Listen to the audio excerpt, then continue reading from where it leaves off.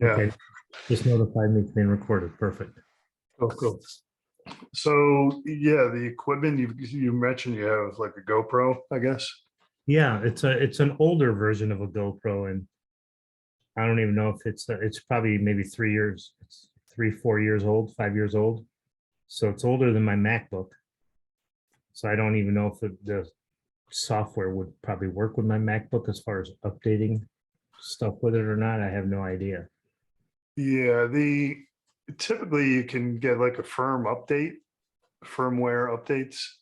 Oh, Um, if you basically just take your USB and plug it into your computer and then just go to GoPro and then go to your version, you probably have like an 8 is my guess. It was about 3 years old. could be And older. okay. Maybe it's a little bit older, but yeah, there should be a firmware update in there Okay. and you could just update it. Sometimes you could even do it wirelessly, it just depends on the version. But yeah, Would that be um, better than using my iPhone? which version of the iPhone do you have? Um, 12 Pro Max. Okay. Yeah, you're probably better off with that. You know, the thing with using GoPros, and I've got GoPros, as a matter of fact, I've got my GoPro right here. Oh, you really? Yeah, there it is. Is that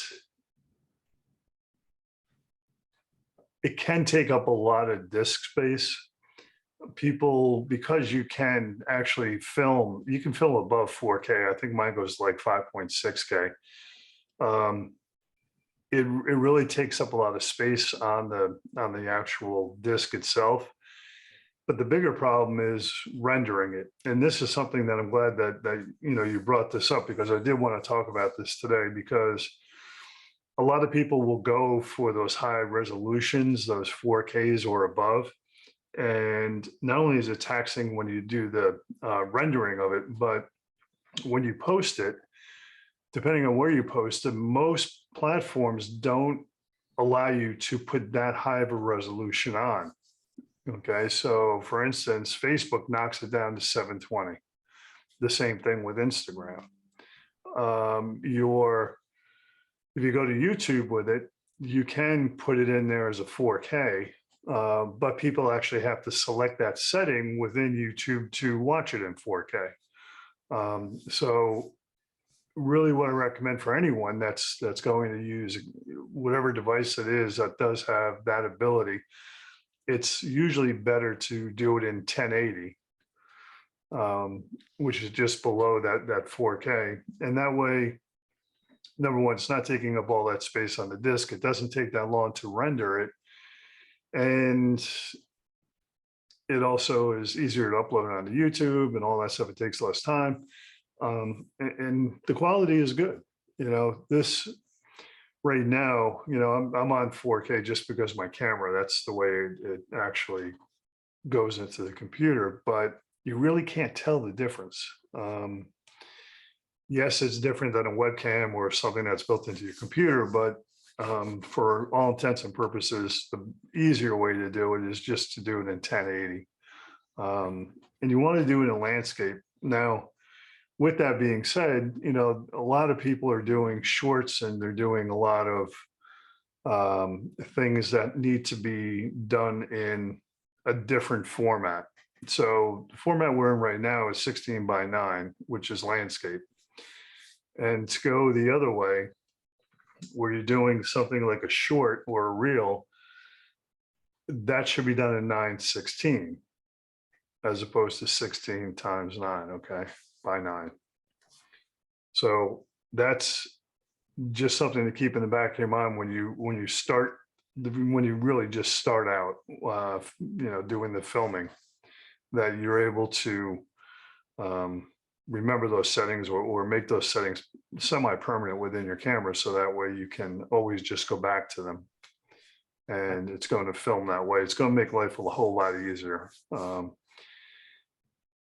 Again, depending on the age of the equipment and everything else, it just takes a long time to render when you get to 4K. Got it. That makes sense.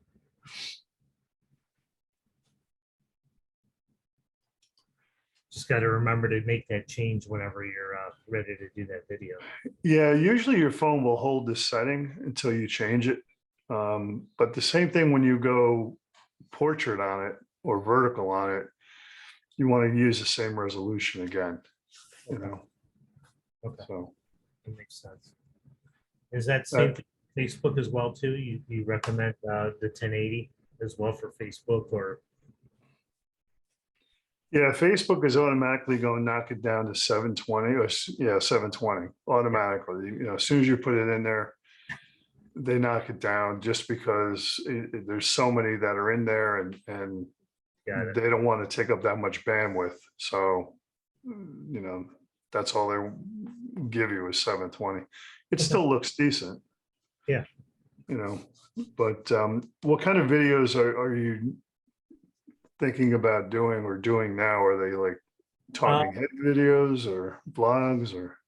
No, more or less. I want to try to do some of the videos that I think that you had done before, where maybe just hit some local establishments in the area Yeah, and just maybe try to give some value out there to the community yeah, and introduce them, and as well as myself too, and try to just be that person that's in a community. Hopefully that'll just help out both ways. Introductions with people and give value for anybody that's moving in the area. yeah. That's, you know, it's a really good strategy to do that. We have so many people that come to our area or want to come to our area, and they've never stepped foot in South Carolina. Yeah. And if you can build that library where you can send them videos in your newsletter, which is a great way of doing it, or just, you know, have them accessible on YouTube or Facebook as well, and allow them to understand that you've got a library that you've built now that explains what's going on in your town. You know, when you're doing those are more vlog style. They're interview slash vlog style. They, you know, if you set something up in advance, that's the best way to do it. Sometimes we do stuff that's just kind of on the run. We do that, but it's best if you set it up in advance. So if you can find a couple of business owners that are willing to be interviewed, and most of them really want to be, you know, because it's free for them, then, you know, basically what you're saying is, look, you know, I'm putting together a library of videos for the area. I'd like to feature you, you know, are you open to that? And depending on what kind of business it is, and this goes just about for all types of businesses, when you're actually doing that, or I should say before you do that, you want to work out a time with them to be able to go in and do it, where it's either before they start business for the day or after they do business for the day. And the reason really is because when they're open for business, they get distracted. There's lots of noise going on. There's maybe customers coming in, all kinds of things are happening, and it's really hard to control that environment. So if you're setting that environment up so that it's quiet, then you have a much better quality coming out. And, you know, people aren't walking through. And I can't tell you how many times I've been doing videos. Literally, we have tripods up, we've got lights up, we've got mics up, and people just walk right in front of the camera. It's just like, yeah, hello, you know, turn around and say hi to everyone now, because we're going to have to redo this take. But, you know, when it comes to things like restaurants, especially, and that's a big thing, people love to learn about restaurants. Restaurants, their environments can be really, really difficult to record in. They've got all kinds of equipment that is running all the time. They have freezers, they've got, I got a hand up here, hold on a second. They've got freezers going on, they got fans going on, their HVAC system, you know, the hood over their stove, that whole thing. There's a lot of noise going on, especially when they're open for business. So you really want to try to set it up in advance, and then, you know, do it when it's quiet, you know, and they're happy to do that. Let me, I got a hand up here. Let me see, who's this? Janelle. Hey, Janelle, how you doing? I'm good. I've done some videos myself, but when I did them on Zoom, and then I sent them out. You recommending that you do them at their location, at their place of business? Is that what you're saying? This was like a business interview? Yeah, I did it where I set an appointment with them, and Yeah. they just came on Zoom. When I started it because of, during the pandemic that you had to pivot and figure out ways to do things. Yeah, But I did like that, and I was gonna start that back this year again. yeah. I mean, what are your thoughts on doing it that way as opposed to being in person? Yeah, I've done it that way many, many times. And a lot of those times were during the pandemic. Mhm. I was also doing them when I had one of my team members on and they were in a different location and I wanted them to be in the video. But what I would suggest is to do it on location if possible. Now, it depends on what you're doing. If it's like in a restaurant, again, we'll just use that as an example. You want to go there and you want to do a live with them, record it. But you also want to get B-roll, okay? Like the outside of the restaurant or inside, the decorations, the tables, back in the kitchen, all that kind of stuff, all that B-roll you want to gather so that way you can edit all that in there, and it makes a better story than just having talking heads go like this. Because if you're talking to a chef like this, again, just for instance, a restaurant, that's great. People could talk about it, but people won't start salivating when they see, because they won't see food. If you're doing it there on location, they can see what's going on. They're like, wow, that looks really good. That looks really tasty. That sounds delicious. So yes, regardless of the business, it really is best to do it on location. All right, thank you. What about if you're interviewing with an inspector or something like that? It depends on, what the angle is for your video. So do you just want to share information about what an inspector does? Yeah, you can do that when you're doing like a Zoom call. If you, and I've done this too, I've taken cameras to an inspection. And as a matter of fact, the inspector, he actually gets on the thing with me. And, we talk. And not only that, but certain situations where there is no, the folks maybe have visited the property, but they can't make it to the inspection. So what I'll do is I'll not really follow the inspector around, but we'll talk about different things and we'll show different things that we want to send to the client. But we also take that and repurpose it and make that into, this is what happens at an inspection. This is what you can expect at an inspection.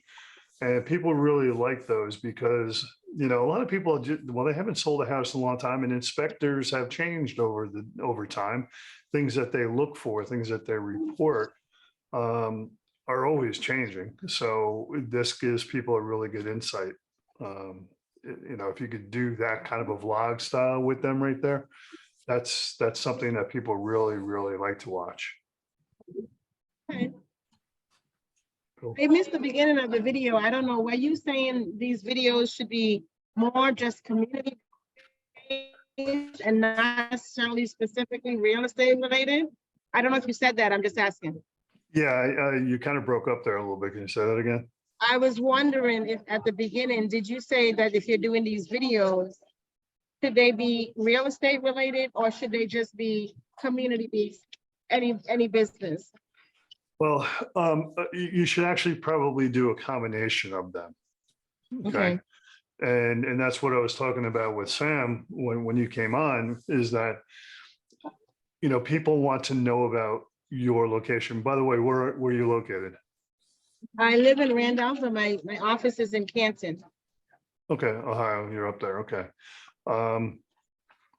So people want to learn about different businesses, different organizations, maybe a charity or an event that's going on.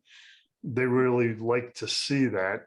most of the time, and I'll just use Charleston as an example, the only time you really hear anything about Charleston outside of the area is typically when mass media broadcasts something that really wasn't that good that happened. And, people are going online every single day, usually on YouTube, and they're searching for information about specific cities and towns and areas. So to be able to give them a more rounded view, yes, do some businesses, including restaurants, organizations, events, things like that, but also real estate.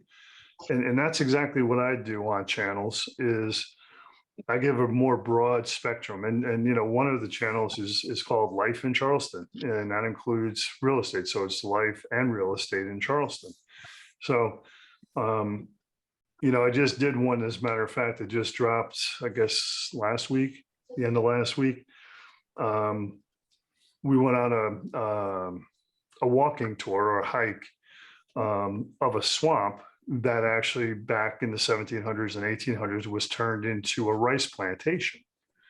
And, so, I showed all the different places that, on the walking trail that we did, and, kind of explained some things, took a break and kind of gave an update and just kind of, had a good time. It was a beautiful day out. And, that video from the last time I saw it, had quite a bit of attention, lots of views, comments, and things like that. So those are the things you could do. I mean, you can do something as simple as a dog park. People that love dogs, people that have dogs, they want to learn about, what's in the community. What's up, Sam? Question with regards to when you're doing the videos, like with a restaurant or whatnot, do you sort of talk to them beforehand and set up maybe an itinerary, what you're planning on talking about, so you have a general idea, and give them some pointers and maybe what you want to accomplish and see what they want to accomplish? Yes. To do that. And the second question is, if you're doing a dog park or a video or a trail, what's the length of videos recommended? I mean, how long do you want to make it? Okay, those are good questions. So the setup, okay, for a business or a restaurant, whatever, regardless of what it is, you really want to cover about 4 or 5 things: who, what, where, why, and when. Okay, so you can use those 5 points to really create your entire video when you're talking with that owner or chef or whoever it happens to be. Typically, it's best to talk to the owners, and they could always bring a chef in as well. But if you ask those questions, and you don't ask them obviously in that way, but you can simply say, so Sam, what got you into the restaurant business, and how long ago was that? Right. So that's why and when right there, and that's all you really have to do is ask those questions. You just make the introduction, you start asking those questions, and then they will do all the talking basically. And while they're doing that, when you get all your video done, when you're done recording and you're putting in B-roll, when they're speaking and they're talking about specific things, put that B-roll in. So it's best to set it up in advance, when it's quiet, when they have time, when they're not hassled, when they can do things like turn off refrigerators and turn off the hood and stuff like that. Got it. In regard to the other part of your question, how long, that's a great question. And really the best way to do it is, I would say the sweet spot used to be 7 to 20 minutes. And now it's more like 10 minutes, but 10 to 12 minutes, something like that, maybe 15 when you're doing something like that, a dog park or whatever else. And the reason is this, that as I mentioned when you were on just a little while ago, YouTube is always changing.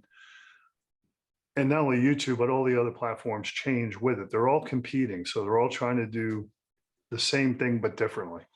And what you're able to do with YouTube, when you put your YouTube out there, you can go back, and they've started a new program that's part of YouTube where it's called Remix. And you can take up to a 60-second piece of that particular long form that you did, and you can basically repurpose it. You put it back out as a short, and that short at the bottom of it will have, to view this video in its entirety, it's Sam's channel, and you click on it and it brings people to that video so they can watch the whole thing now. And that drives a ton of traffic to that video. For people that maybe didn't see it, they're just over on the shorts section of YouTube. They see your video over there, they see 15 seconds or 30 or up to 60 seconds. And they're like, wow, that looked really cool. I'm going to go check it out. And they click on it and they'll watch the entire video at that point. So all my long form videos, I do 2 to 3 different remixes. Sometimes I've done up to 6 when it's a nice long video, because you don't know what's going to catch someone's attention. And, if you're talking about it like a dog park and, where it's located and stuff like that, that could be just 15 seconds. And people are like, oh, that's cool, I want to go watch that. So, when you're making them for YouTube, a little bit longer, 10 minutes or thereabouts, maybe a little bit further out, that works well, because you get to repurpose it. And then you can take those clips that you just remixed and you can use them on different platforms as well. Now, you have to tell people in those other platforms like Instagram and Facebook, hey, go here to watch the video. What's been your most, I guess, favorite and most successful platform? Has it been YouTube or any of the other ones? Or how do you see the progression of different ones coming on as far as moving forward?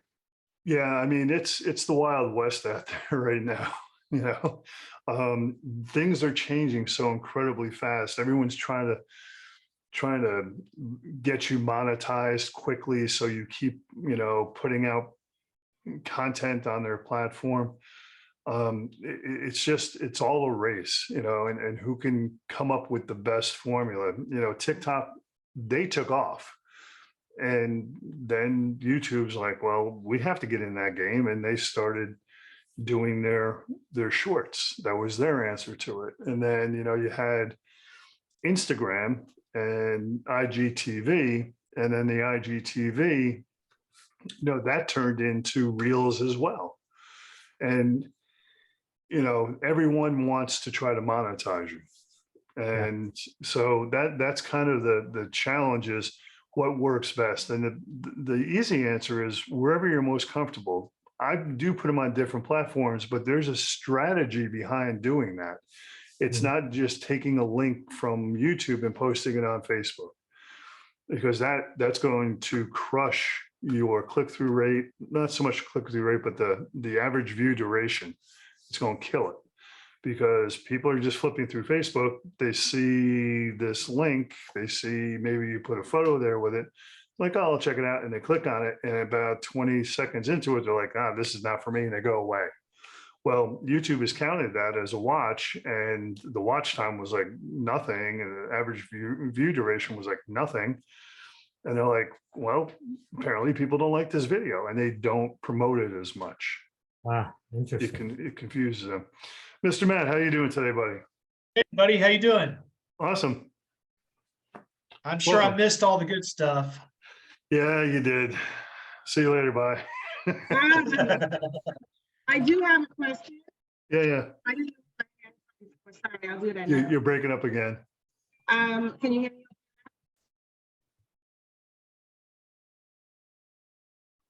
Can you hear me? Yeah. But you can't? No, you keep going in and out. I think it's your internet. I got a question with regards to like using a selfie stick with a camera, and is it wise to use a one of those microphones as well too? Or is it okay to use AirPods? Because those AirPods become very windy, when you're outdoors. They pick up everything. Yeah. I mean, I see newscasters using those all the time, and so because they're sending the audio someplace else. For $10, you could buy a wired lavalier, and that's probably one of your best options.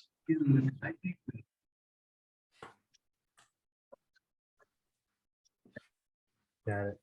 And I put my thing in the notes. say it again, Janelle. I put my question in the notes, the chat. Okay, let me take a look and see. Oh, you sound like you can hear me now. That's a great question. So her question, if everyone wants to look in the chat, but I'll read it to you. How are you introducing yourself and signing off? That's great, because there was, since the beginning of time, a very certain way of doing it. That has changed. And real estate agents especially have not really caught on. Only a few have. But what's changed is there is no formal introduction anymore, and there's no formal ending anymore. Okay. And you may say, that sounds crazy. Well, it sounded crazy to me too, because I had to break an old habit and redo it so that I retain people longer. And that's exactly what it's about. If you look at videos, a lot of them, someone will introduce himself. Hey, I'm Keith Lucas with ABC Realty, and welcome to my channel. If you haven't subscribed yet, make sure that you hit that subscribe button and ring that bell, so that way you're notified when I drop my next video. Right? That's typical. And then maybe there's a sizzle reel there. Okay, a little animation or graphic or something that comes up that plays, and then it goes back into your video. Well, there's been major studies and a lot of research, and what we have found is that the amount of people that drop off during that is the highest out of any part of the video. People just, they don't want to watch that. They're not interested.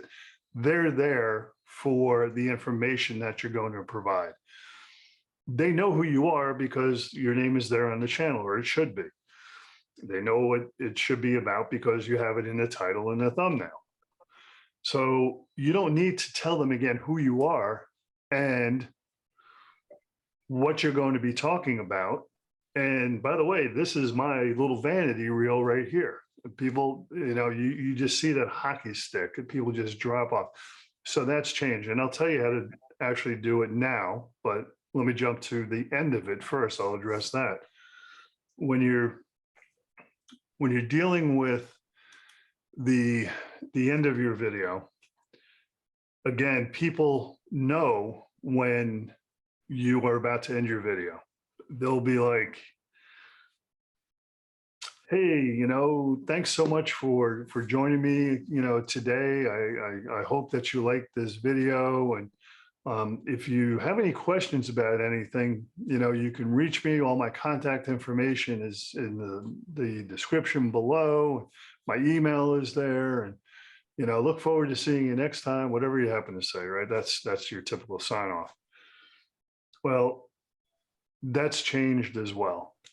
And we see that if you do it in the new method, not only are you retaining them longer, but you're driving them to what you want to do next, or you want them to do next, I should say. And I'll explain both of these now. So if you're going to start a video, and remember, especially if this is going on to YouTube, remember the key word here is you. It's about you, but you need to speak to that person on the other side of the camera. You have to make them feel like you're speaking just to them. If you say, hey, everyone, welcome back to my channel, they'll be like, I'm everyone. But if you say, today for you, I have this amazing tour that we just went on. Actually, it used to be a rice plantation. You will be amazed at what we discovered. Well, that's a hook. And that gets people like, wow, he's talking to me. He said you 2 or 3 times. They hear it psychologically. They're like, oh, he's talking to me. You've told them kind of what it's about. It's an amazing hike through a rice plantation that's been in your title maybe, or it's been, in your thumbnail.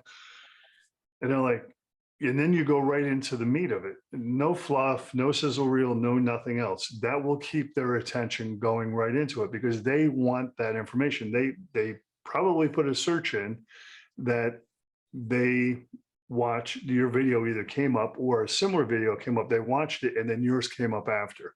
They're like, oh, I'll watch that because I want more information about this. So that's how you keep their attention coming in through your intro. There is no more formal intro.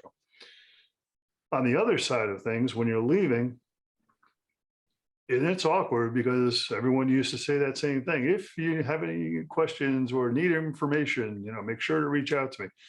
That's all done. Now it is something along these lines.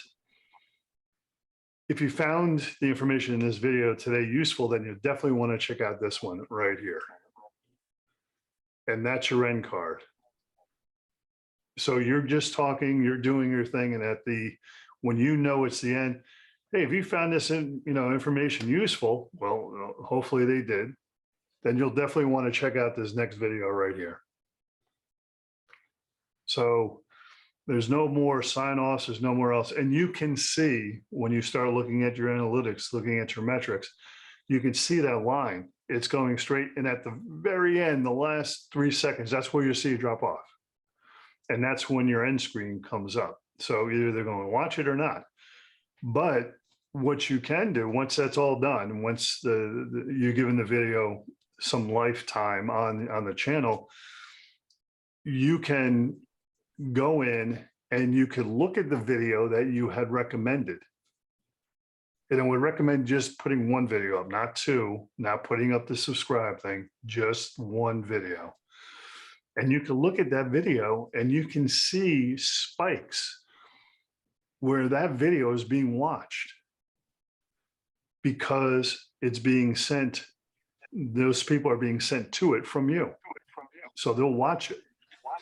And you're getting more play time now, you're getting more watch time, you're getting more view duration on your other video that maybe is 2 months old or 6 months old. But people are watching. How are you doing the watch? Say again? How are you doing the watch to see that it's spiking? Well, I'm getting is how do you, maybe throw it in the chat again.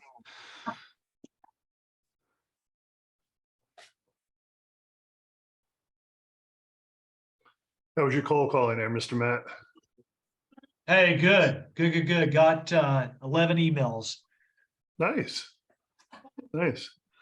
Where are you Hey, getting? by the way, while you're waiting on her, I got your email to click into here, but I had a different link. When I opened it, it said your thing starts at 3 o'clock. Do you have two different channels?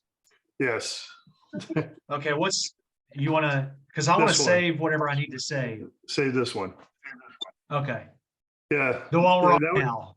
that was kind of the issue I had with Sam in the beginning. The channels were screwed up. I got to talk to Zoom again.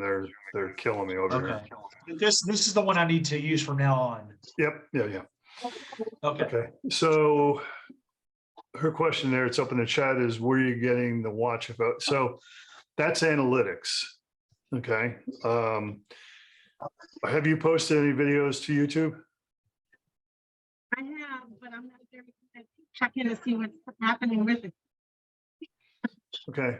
Well, what you do is just click on your profile picture up in the right-hand corner, and you'll see a menu come up, or go down actually, and you'll see a thing that's called Studio, YouTube Studio. If you click on that, it'll bring you to another page, and on that page, there's another tab it's on the left-hand side that says Analytics, and that will then open up all the analytics for your channel. Now, you can look at individual videos as well. If you don't click on the Analytics tab, you click on the Content tab, then you'll see all of your videos come up, and then you can look at each one individually and see how each one individually is performing.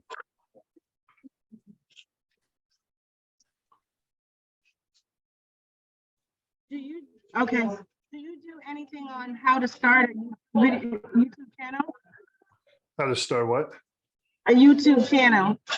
We haven't talked about that today, but yeah, that's something that I cover. I mean, that's really critical. It's very crucial that you set it up correctly so that you don't have to go back and change things, number one. Number two, it's set up that it makes logical sense for people that are watching your videos and then going to your channel, that they see things laid out in a very organized way. And they know by just scanning your channel what you're offering.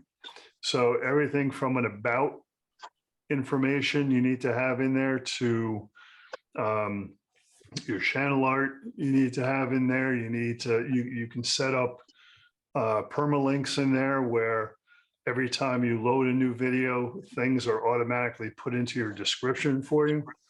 So there's a lot of ways to set that up. We can do another session on setting up your channel. I have two channels. Don't know how to get them together. I started, wasn't sure what I was doing, and so I have some stuff on one, some stuff on another, and Yeah, well, drop me a line when you get a moment, and I could go and take a look at both of them, and kind of see. Usually, when you have two channels, it's usually best to discontinue one and just keep going with the other one, because if you're putting similar content on both, people are going to get confused when they pull up your name. And your name should be, and that's part of the channel design and customization, to make sure your name is there so people know who you are. okay. Cool. Two-part question, if I may. When you're starting off your YouTube channel or whatever have you, starting to do your videos, do you recommend maybe making a cluster of videos off the first bat and putting all those in there? Because obviously, if you don't have, the opportunity to say, hey, click here for your next video versus just doing one, is it better to have maybe 5 or 6 different videos? That way you can monetize there. Then when you don't have that next video to have them point to, how do you end it there? Yeah, good question. So what you can do is, in the beginning, you don't use go check out this video next. Mhm. What you can say is, if you found this information, say it's a real estate video, if you found this information interesting or useful, then you can go check out my website right here. And you have the website come up, or you could just say, click on the link below to go to my website. So you direct them where to go. Got it. What you're talking about is something that we do a lot of, and that's called batch shooting. We'll do 3 or 4 videos in a row all in the same day. We just change shirts or hats or whatever, and we build it that way, and then we release them on a schedule that goes out. And what time frame with releasing them on schedule? How long should you wait before you release those videos? Because you obviously want to try to monetize each video. So you want to give it some time, like a day or 2 or hours, or how does that work? Yeah, when you're starting out, the best practice is to release them on a schedule once a week. Okay. Okay, release them on the same day, around the same time, and go from there. Now, another one of the upgrades that YouTube made recently is that they gave everyone a community tab as well. Now, you may not have a lot of subscribers, but even if you have 1 to 10, it's still useful to put a post there. You can put the thumbnail up. You can say new video dropping tomorrow. Okay. And it really just kind of depends on your schedule when you want to drop them. You're going to have to find out when you're getting the most views, when people are watching it the most. And again, you can see that all in analytics. And to help to prevent those analytics from getting a little bit squashed when you're doing it on Facebook, are you better off just doing a Facebook Live or recording a video than just posting it in Facebook rather than sharing One, Yeah, do it natively. So take the video and just post it inside of Facebook. And, you could put a link in there going to your website or whatever it happens to be. Put your phone number in there, say call or text me for more information or whatever. I don't have a Facebook business page. Is that recommended? Not really. It used to be really in vogue, but most agents now are using their personal pages. Okay. Yeah. I mean, I even post some videos on my personal page. I just put them up and it's all natively. I just put them into Facebook because I don't want them to screw up what's going on with YouTube. And you have to remember too, that YouTube and Facebook, they're competitors. Yeah. When Facebook realizes that there's a link to YouTube in there, they squash it. They really push it down. They don't give it the kind of push that they give everything else. So you're So not if you- using a Facebook business page, you're using your personal, you said? Yeah, using personal. I've got a business page. I haven't posted anything on it in probably over a year, if not longer. Interesting, okay. Yeah. I'm in Facebook jail right now because of stuff I put on my personal page, and I don't know how to get out. How long have you been in? Maybe 2 years.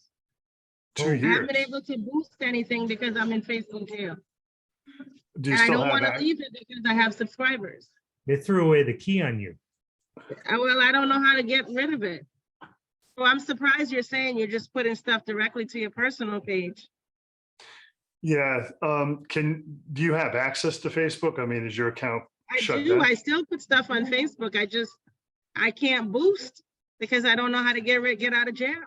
Okay. Well, here's the thing. You cannot boost on your personal profile page. No. I have a business profile, but Yeah. because I'm in Facebook jail with my personal or whatever it is that I did, Huh. I don't know what I did, but I can't boost. That's why I'm surprised that you're saying that you do it on your personal because I don't know what I did, but they tell me it's because I'm putting real estate stuff on my personal. Yeah, I mean, take a look. I mean, I have, 1,500 friends, followers, whatever they are. And the majority of those are real estate agents from around the world. And they're posting stuff constantly about real estate on their personal pages. Oh, really? Yeah. It's interesting. I got put in Instagram jail. I had to open up a new account. I tried for probably 6 months to get my username back. And I literally did not have one post and only followed like 5 people. And, every time I took a picture of my face and put their verification, you had to have some certain ID number or whatever, and you have to hold up a picture of it and take a picture of yourself. So, I mean, I never got a response back. I tried like 3 different times. I tried 3 different methods, and finally I just gave up. So Yeah, I tried a few things too, and I gave up. I would Google your names just to see if there's any other agents or if other people have similar names to yours and maybe post it and somehow they mix them up. Possibility.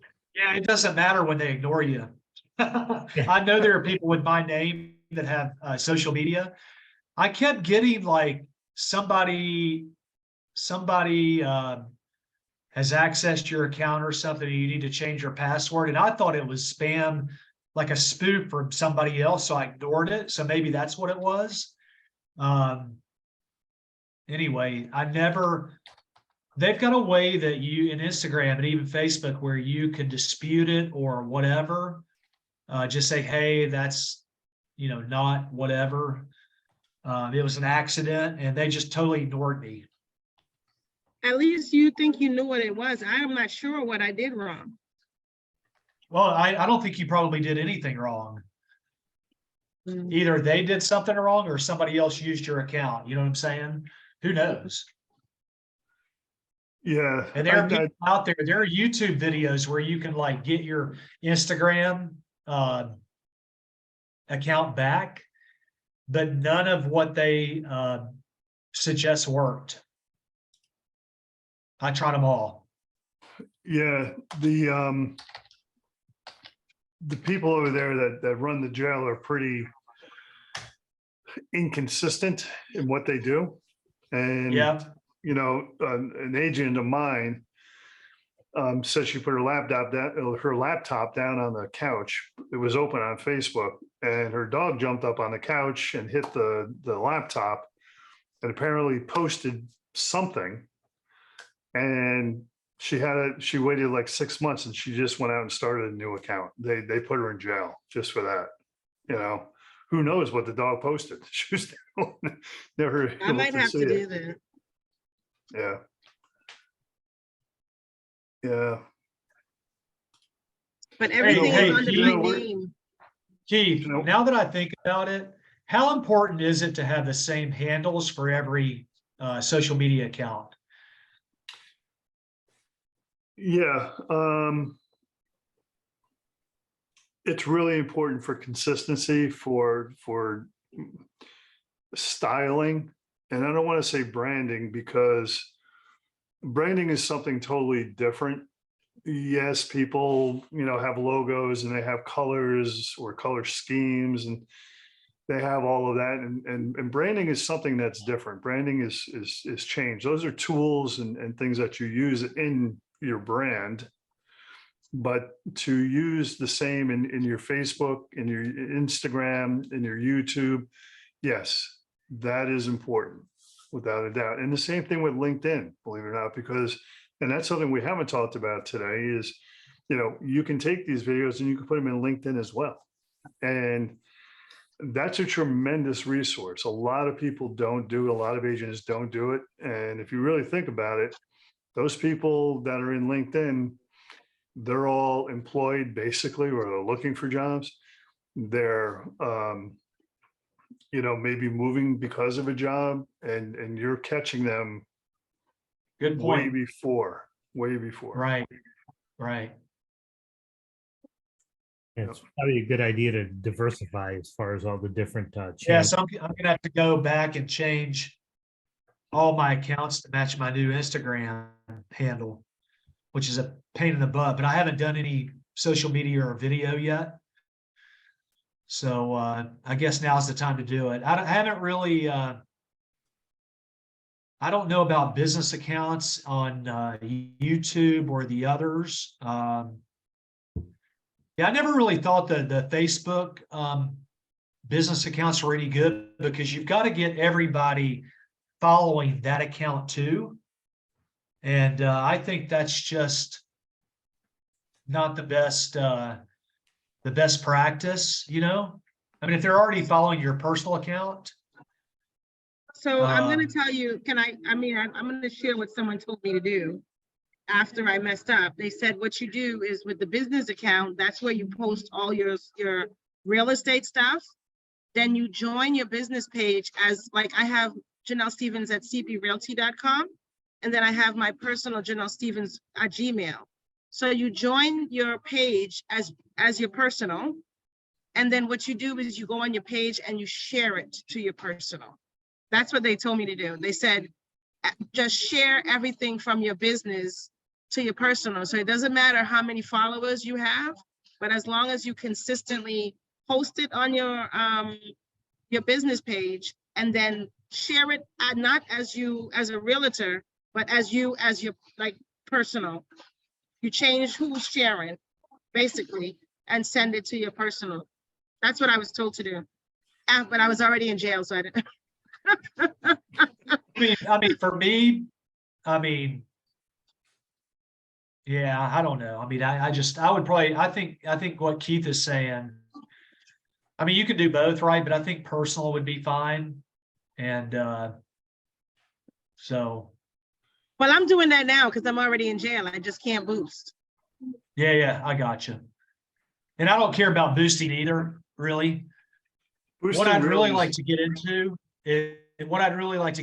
is short videos, and when I say short videos, I'm talking, you know, less than 10 minutes, and then do the shorts and reels, and then you just use that on the social media, you know, like that. How does Yeah. I've noticed, like, some people are starting to use some headlines as their background. How are they doing that? You're talking about Instagram then. Yeah, well, Instagram, and I mean, they show up on YouTube and Facebook also. And I'm not gonna mention names, but we know who we're talking about. But you know what I'm saying? Like they've got a real estate headline in the background, and then they do a short on it or whatever. I think you Yeah, should there's- mention there's- names so I can go check it out. So I know what you're talking about. I would love for you to know what you're Just talking about. put it in the chat. Okay. Yeah, there's a couple of methods that you can use to do that. One way is a green screen, and then you're putting it in post-production. Now, a lot of them, and this has become kind of the quandary, okay? Is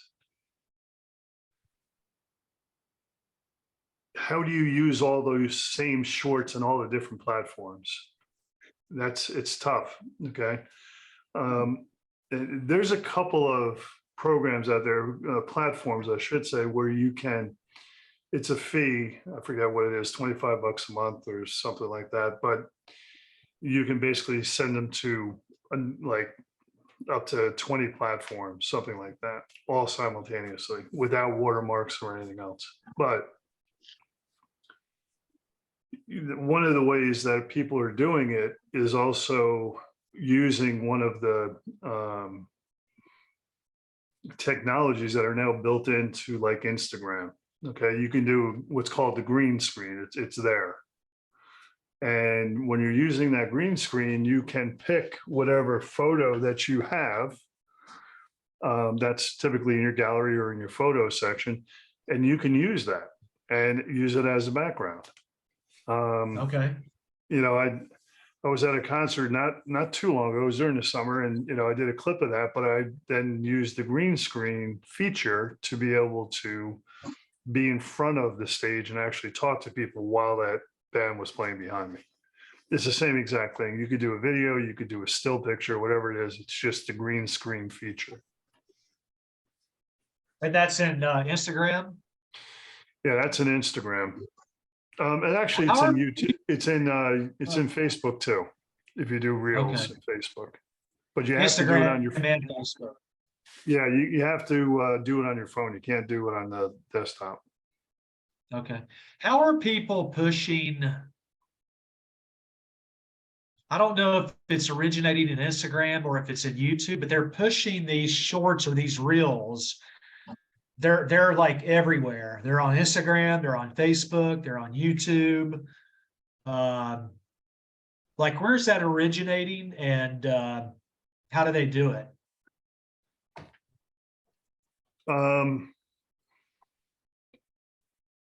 It depends on who you're talking about. Depending on someone like the name in the chat, they've got a social media manager that does all that, and that's all they do all day Okay. long.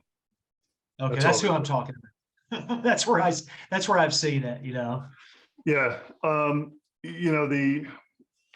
I know that a lot of batch shooting takes place. So 2 or 3 or 4 videos will be done, and then they'll be put out maybe 2 in a day or 3 in a day, and then the next day the same thing. But it comes down to practice, really, when it comes to that stuff, because you've got a short amount of time to cram a lot of information in there. Something that's useful. Okay, if you're speaking to your potential buyers or sellers, you want to bring something of value to them, not just Right. pure entertainment. Yes, you want it to be entertaining to a degree, but you want to get your message across. You're bringing something relevant to them. So it depends. Just keep in mind your audience, who you're speaking to, and tailor your video that way, so that they are always engaging. They want to see what you have to say next.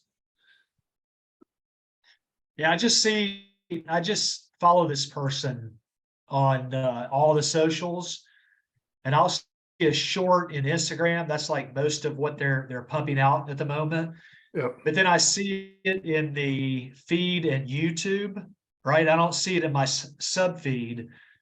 But I see it in my, I see it in the just suggested feed or whatever, suggestion feed or recommended feed, whatever they call it. And then I see it on Facebook now. And it just seems like they're just, recording it and then sending it out through all the channels. You know what I'm saying? Yeah. Yeah, no, there's, like And I said, there's. But there's I a didn't couple- know if there's a software program or something where you could do that, or if it was manual and you had to, do it individually for each one, or how that works. Yeah, I was introduced to one just the other day. Let me see if I can find it real fast. And, Okay. This one, I think it would cost, I want to say either $15 a month or $25 a month. I forget what it was. Let me see here. Well, let me get to my full history. Yeah, give me just a second too. I got to scroll through some stuff, but yes, there are platforms out there that will simultaneously, that you go into a queue and then they send them out to all these different platforms for you. It wasn't going to work for me because it wasn't sending them to YouTube. Okay, you can take it from YouTube, but you couldn't send the shorts to YouTube. And that's what I would use it for, would be to do shorts, do a portrait style video that would go out to all my different platforms. So it wasn't working for me. But that's me. It may work for you. Let me see if I can find this thing. Yeah, if you can't find it, don't kill yourself over it. Here it is. Got it. Gotcha.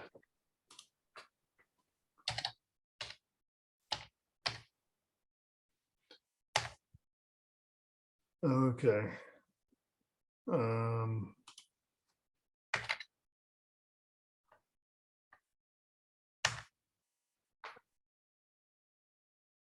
It is called repurpose.io.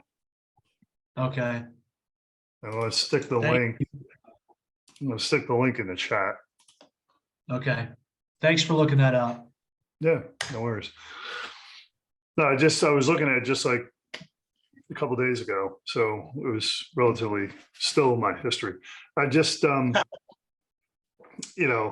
it just wasn't working for me. The funny thing is, one of my old coaches, I should say, one of my old video coaches, she uses it.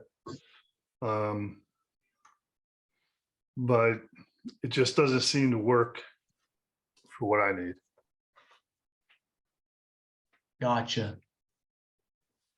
You find yourself doing mostly pre-recorded videos versus doing lives, just so that way you could edit them and put them in different areas and whatnot. I know some channels will get a lot of views on live, like a Facebook or whatnot. What's your philosophy on that? So the best practice is to do a mix of everything. Okay. Do lives, do shorts, do long form. And, shorts, yes, that's the term for YouTube, but basically you're doing short form videos. So a minute or under. And, I was looking at some stuff, reading some things over the weekend. And one of the things I was reading was the top channels and the top creators of 2022 in YouTube.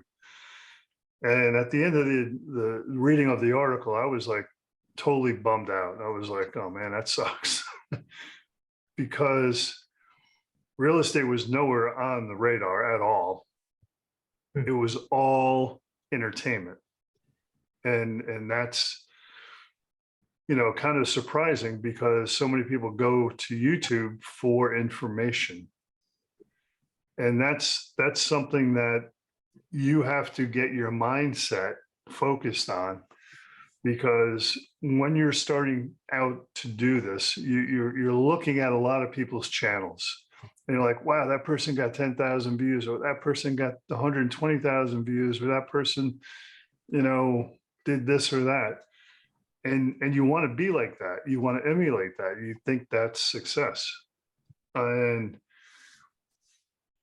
you have to really keep in back of your mind, and this is the mindset, is that we're in a very, very specific vertical.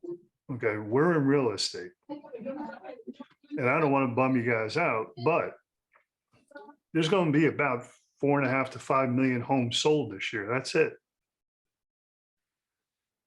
When you look at what these YouTubers or creators are doing out there, they're talking to an immense audience, not 5 million people. So their numbers are a lot different than ours. And, you know, I know agents get caught up all the time, especially in views, because that's public. You can see it on someone's channel unless they turn that off. And people are like, wow, you know, my video only got 15 views. It didn't get 10,000 like this other person did. I made it just like that other person did. It's not the amount of volume that you get as far as views go.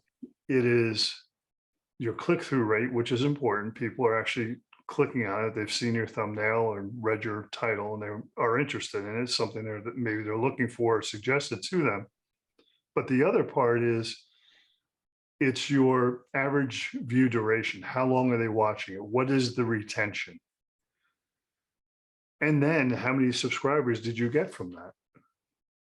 So the longer you can keep them on your video, the better chance that you've got of then suggesting the next video to them, and they'll watch that, which will increase your click-through rate, which YouTube looks at as part of the bigger picture.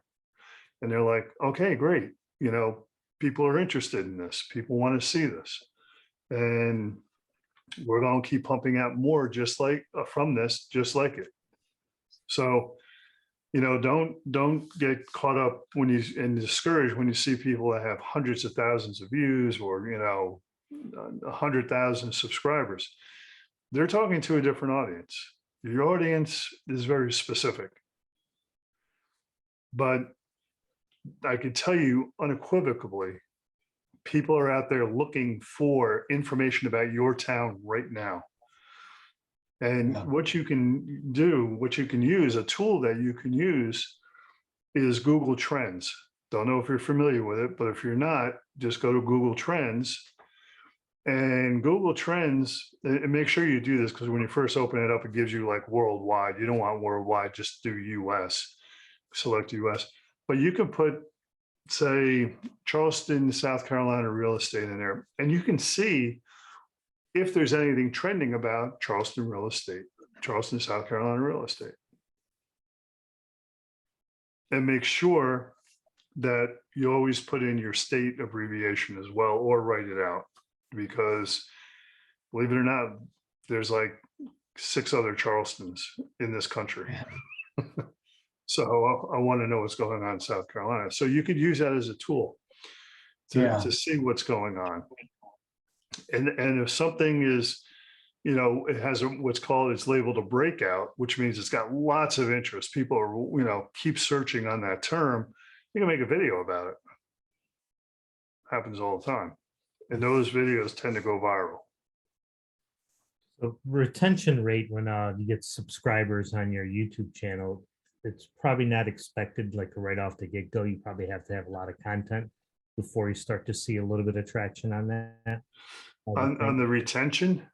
Yeah, subscribers, trying to get subscribers and do that. Yeah, here's kind of reality when it comes to subscribers. The first 100 are going to be the hardest ones to get. Once you hit 100, a couple things happen. One, you can customize your URL for your channel, which makes it easy for people to find it. Two,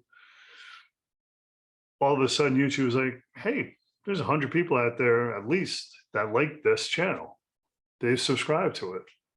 So they're going to push that channel out. They're going to push more of your videos out. And to get from 100 to 1,000 is definitely not as hard as getting from 0 to 100.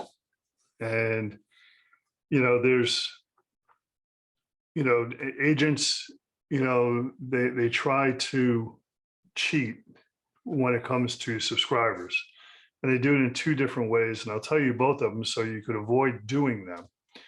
Because YouTube sees this and you're skewing your own channel by doing it. So one, what they'll do is they'll go out to their friends and family and say, hey, everyone, I have a new YouTube channel. Go over and subscribe. Here's my first video, right? Secondly, they'll go and they'll put that video, not natively, but they'll put the link in Facebook. And the same thing happens. Their friends and family see it and they click over on it and they may subscribe. Well, that's not your target audience. Okay, but you're telling YouTube it is. So these people have been watching different videos from all over the place. And YouTube is like, geez, I can't make heads or tails of this. This person watches automotive. This one does, crochet. This one watches swimming. This one watches, adventure. They have no idea. Now, granted, a lot of subscribers watch a lot of different things, but a lot of subscribers, when they're searching about information for a particular city or town or area, YouTube knows that. So that's who you want as your audience, as your subscribers. Don't confuse the issue by bringing in all of these people who are just going to subscribe because, okay? And that's what I mean by cheating. They try to, usurp the system and the way it's set up. Let people subscribe naturally. Now, it doesn't mean that you can't have a few subscribers. The folks that I do coaching with, I subscribe to their channels and they subscribe back to my channel, to one of them anyway. And that doesn't, skew anything, and that's fine. But when I'm doing it as a real estate agent, they say, oh, you're talking about real estate? He is in real estate. And they know that I'm in real estate. They know my videos. So that's, that's subscribers. I know that was a long-winded answer, but you just want to, people will start watching it. Facebook will put it out there. And there is a way that you can enhance it. You can use it in the signature of your emails. You can use it because a lot of times your emails are going out to prospective clients. You could use it in something like Linktree or Sleek Bio or something like that, where it's a snippet at the end. And if you don't know what it is, I'll put it into the chat, but it's a snippet that you put at the end of your channel. And when someone clicks on it, on the link, it'll bring up a screen in front of them that says, do you want to subscribe? That's the very first thing. They could see your channel behind it, but they can't get to it until they answer either yes or no. So you're increasing your odds of someone subscribing to your channel at that point. And though typically, again, if you're sending that out to people that you know, or if you're putting it in your newsletter that's going out to your database, those are people that have raised their hand at some point. They've joined your website, or you've talked to them through your calling and you have their email. And now they have access, or they could have access through being a subscriber to your channel. So that'd be awesome if you could do that, if you could put that in the chat. So question on that, is my YouTube channel, I just looked it up because I knew I was right around 100 subscribers, but it's 109 subscribers and they came a few years ago. Okay. I go to a lot of concerts and I enjoy live music, and I used to, just as fun or whatever, I would post videos on YouTube or whatever. Mhm. And that's how I got those 109 subscribers. Yep. But I quit doing that and I deleted all my videos.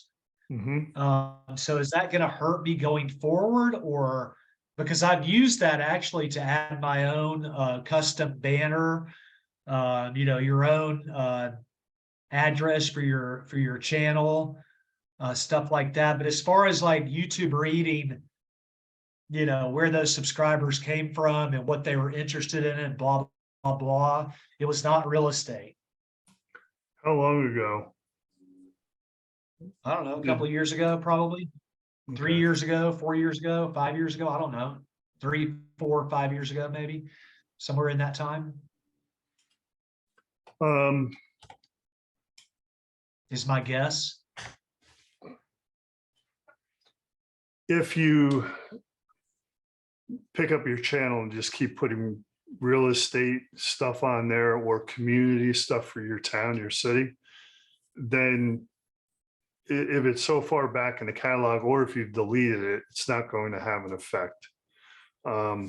What you could do, Okay. and you could try to do this, is you go into the customization section of your YouTube studio and you create your custom name. You should be able to do that for your channel.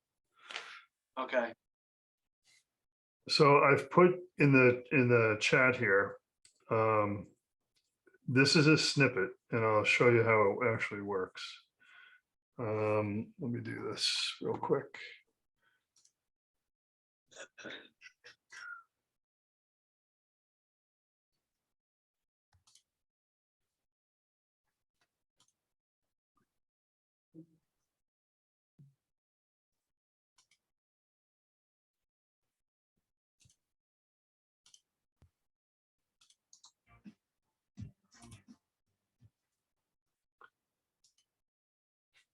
Okay.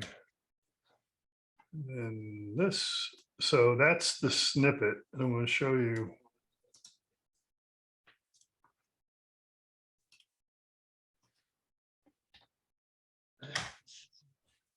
Okay, so if you look at that snippet in the chat, you can see there's the channel address.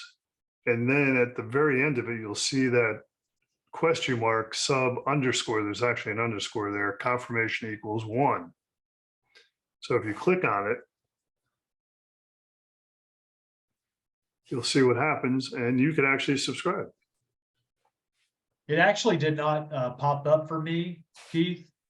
Okay, I were don't know, you, because you know what I just remembered. I'm already subbing you, so okay, that's why I'm yep. So did the screen come up? I mean, your screen came up, but I can't sub it because I already Yeah. subbed it. Yeah, that's fine. Yeah, it'll only do it for people that haven't done it yet. Sam, you're muted, so. Yeah, I didn't think about that.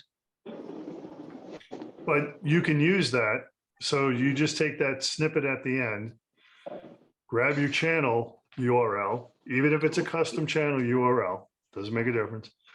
And you can put that, what you can do is make it into a bit.ly link, and you could put it again in your signature. You could put it in your text signature. You can put it everywhere and anywhere that you're going to do some marketing.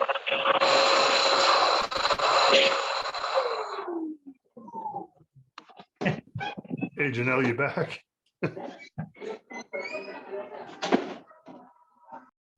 Hey, Keith? Yeah. It popped up for me immediately and it started playing your background. It was like music immediately. Okay. Have you subscribed to this channel? I just hit subscribe real quick to it.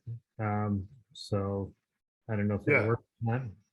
Yeah. So so when you went there, you saw the screen in front that said, do you want to subscribe? Yes, that popped up and there was like a little video on the bottom corner that looked like you talking, but couldn't really hear anything. But there was loud noise in the background.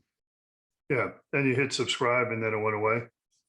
I believe so. Then I switched over to you because you're telling me I was muted. I tried to mute it because I didn't want it to be too loud. Yeah. No, you subscribed. I got Okay. you. Cool. So yeah, that's how it works. And, you know, the, Is there a way of setting it up to where that music doesn't come on or isn't blaring like that, or? um, yeah, you just have to hit the mute button. Okay. So what it's showing you is because you haven't been to the channel before, it knows this, Okay. and it's showing you my preview video, the one I want you to see. Gotcha. Now, when you're setting up your channel, and I know Janelle wants to do this as well, but if you guys want to go through setting up the channel, during the customization part of it, you can add a second video so that returning visitors or returning subscribers, they won't see that first video that is basically your intro video. What they'll see, and this is what you should do, is they'll see a video that you put in that place, which should be your last video that you've posted.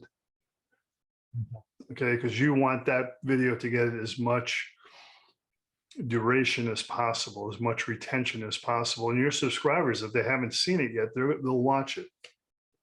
So I got a question with regard to setting up channel. I set up a YouTube channel a long time ago. I don't even know if it's just like a personal channel to where I just logged on, put in my contact information. Never really used it for advertising or doing anything like that. I only did it one time because I had a client that was buying from out of state and I had to do a video, and that was the easiest and quickest way I could share a video with them to where they could see it. And that's what I ended up doing, just posting my video.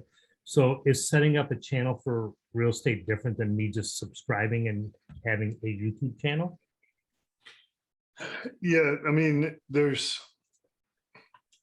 definitely a best practice way to set up a channel. Okay. And that includes everything from the art all the way to the customization, where certain videos will play at certain times, setting up your playlists, synchronizing your playlists so that your latest videos are always the first ones found. You can actually put descriptions for your playlists as well. There's all kinds of different things that you really need to do in order to have a very successful channel. You know, if you in your town, you know, go to YouTube and just put in like whatever your town, I'll just say Charleston, South Carolina. I'll see the real estate agents that are doing videos in this market, and there's not many. There's 5 or 6 maybe, including me. That's not a lot. So there's a lot of room there to capture an audience, to capture subscribers. They know, these other people, these other agents that are already putting videos out, they know that they're getting views, or getting, you know, not only subscribers, but, and this is the key to the whole thing, they're actually getting business from it. Yeah. And that's why you're doing this. Yeah. You know, it's not, you know, to go and see how many viewers you can get. And that's, again, where a lot of agents get caught up. You know, what you want is, you want to create that relationship, and video does that for you. Relationships equal contracts. And people watching your videos, they get to start to know you, like you, and then trust you. Boom. Yeah, it looks like I set this up back in October of 2008, but I've done nothing with it. 2008. Wow, that's a long time ago. Yeah.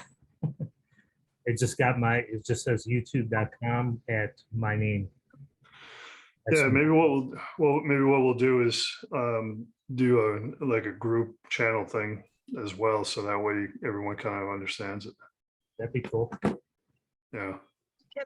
I'm sorry. I'm on my phone and I'm back on my computer, but I wasn't able to see the chat to try that link. Would you mind putting that back in the chat for me, please? I could do that. Thank you. Doesn't show me that chat's history.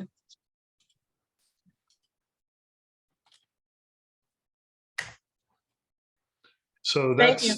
that's the one that goes to my channel, and this is the actual snippet here.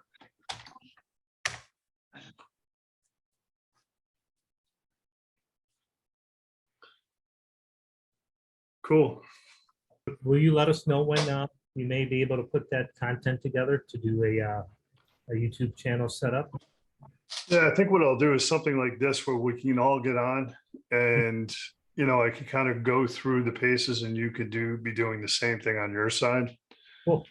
So that way you Love really that. understand it. Yeah. Yeah, we could do that. Do you have like a markup of the steps that are involved? They're not If you written do, I down. mean, I'd like the group, but I'd love to get that markup first so I can kind of sit and go through it myself and know where I have questions, you know what I mean? Yeah, I really don't have anything that's in written form for it. I've got recorded videos where I've done it with other folks. But you know, Is it it's something you can share? I have to go back and see. If I can, I'll put it out there for sure, and then you'll be able to see it. But you know, like again, I think I got your message too, Janelle, and let me see.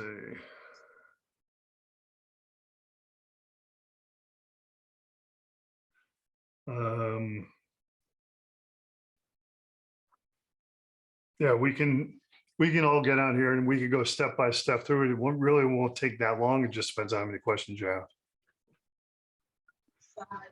Great. So one thing that I would suggest that you do, if you haven't done it already, is create some channel artwork. Okay. And the easiest way to do that is in Canva. You can actually just search for YouTube channel art and be really careful because a bunch of templates are going to come up and they really don't work. It's just that simple because you have to resize them and mess with them and everything else.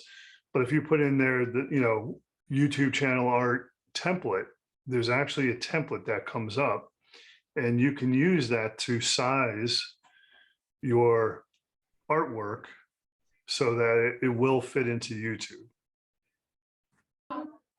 Okay. And that's something that is always an ongoing issue. People are always changing it, but it's really difficult to get it figured out in the beginning. It gets frustrating. People spend a lot of time on it. So I would say, you know, in advance and maybe next week or maybe towards the end of this week, depending on everyone's schedule, we can jump back on and go through the channel setup. Cool. Very cool. Cool. All right. Well, I've been, when we have been going for about an hour and a half or so. So I'm going to go take a break for a little bit. This studio is open basically every day, all the time. I'm not always here. If you see a sign up, there is breakout rooms as well. I don't know if I've sent anything up yet today, but there are breakout rooms so people can go in and talk. So you're not on the main page, so you can do that too. Cool. Thank you very much. A lot of great info. How can I get a link? How can I get a link to the first 30 minutes or the whole thing? Yeah, it's been recorded. So once it gets rendered out, I was going to put it on the YouTube Bosses channel. Oh, cool. So you can go there. So you're gonna make us a star in the process. That's awesome. Yes, of course. And You guys are all here I am with stars. no makeup. I don't have me on. Yeah. And look, I know it's not about me, but I have to ask. I mean, if there's any way we can, like when you do these in the future, if you can bump them to the afternoon, because some of us make calls in the morning. But if not, you know, if you could keep putting up the links, that'd be good. Yeah. Yeah. You can't please everyone, but because some of us have our kids to pick up. I know. So I know. this I works- get onto my broker all the time because she's like, you never come to the office and you never show up for any of the trainings or any. And I'm like, that's because you do them all when I'm making calls. And I'm like, if you want me to show up to some of these, do them in the afternoon, Yeah. But you know what? She never has done it any different. But she doesn't give me a hard time anymore. So, Yeah. hey, Well, what I'm starting to do, like I did today, is I'm putting out basically a daily topic, and we'll cover that topic. But if you're in the middle of not doing something like calling, okay, and you want to come on, you all have the link, come on back. And because this room is open, okay, the studio is open. right. And I might not always be there, but I'll know that someone is there and I'll jump on with you because I'm, doing work, and sometimes I'm on my phone with it too, but it's always available to me. So I just want you to know that you can jump on at any time. Well, and So to the plug the link that you channel, just, go ahead. Go Janelle? ahead. Janelle? oh, no, so the link that you gave us just now, are you saying that it's always open? I can Correct. understand. Oh, okay. Yeah. Well, what I'm Don't tell doing me is, that, because I'm trying to get set up. So don't tell me you're available, because I'll be on the channel. that's fine. I'll be sitting there saying, tell me That's what fine. to do. Yeah, one of the biggest Okay. challenges for me, and I'm sure Janelle and a lot of people can relate, it's like there's so much, like just thinking about it, it seems kind of overwhelming. It's like, okay, where's step one? You know what I'm saying? And that's kind of like, just show me what to do, and when to do it, from step one or whatever. Yep. And I can just plug in this video and this channel. I mean, I hopped on 30 minutes late, and in literally, like an hour, I've like learned so much that I didn't know.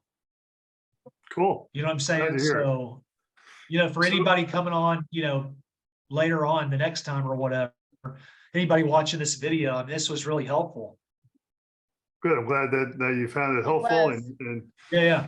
I want to inspire you all to Yeah, man. really embrace this and to go with it, because regardless of what you're doing as far as attracting business to you or doing lead gen or whatever it happens to be, this rounds out your efforts when it comes to marketing.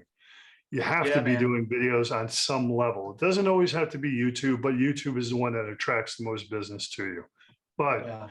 whether it's Instagram, whether it's Facebook, whatever it happens to be, do it. And you'll be absolutely amazed at the power that the videos bring. They develop relationships for you. Some of you, I think maybe Matt, we've maybe talked about this before, Yeah. but I'll just end this segment with this. It's the parasocial effect. Right? Yeah. Is anybody familiar with parasocial? Matt, I think you and I maybe talked about it. Yeah. So, Sam, you're muted at the moment. Can you unmute me for a second? Sure. So I want to ask you both a question, Janelle and Sam. And Matt, don't give away the answer. Do you have a favorite TV show or maybe movie that you like? Yeah. Yeah, different shows. Do you maybe have a favorite character in that show or that movie? Yes. Okay. If you were walking down the road one day and you ran into that person, would you feel like you knew them maybe? I know the character. I feel like I know them as the character. Yeah, I agree. Okay. That's parasocial. So people, they see your face, they hear your voice, your mannerisms, your sense of humor, or in my case, lack thereof, and they get to start to know you, like you, and trust you. Now, not everyone is going to like you, okay? You don't like everyone anyway, so it's kind of fair, right? But the people that find your information useful, it's relevant, they start to get to like you. And then they get to a point where they will trust you. And that's when the phone rings and they're like, I've been watching your videos. and I want to do X, Y, and Z. I got to tell you, there's nothing more exhilarating in the world when that phone call comes in, or when you get an email that comes in that says the same thing, or someone signs up for your relocation guide, your buyer's guide, your seller's guide, your website, whatever it happens to be. They're like, you're like, wow. And if I had a nickel for every single person that I met that said to me, man, you are so much taller in person than you are in your videos, I wouldn't have to sell real estate at all. So with all that being said, I appreciate you guys being here. I'm glad that you got something out of it. Keep your eyes out for more emails, or where are you guys seeing this? Because I posted all over the place. I got mine. Yeah, I'm seeing it on the, I'm subscribed to your, obviously your channel, but the, your email and on Facebook. Okay, I see some Cool. things on YouTube as well. I got it from your email. okay, cool.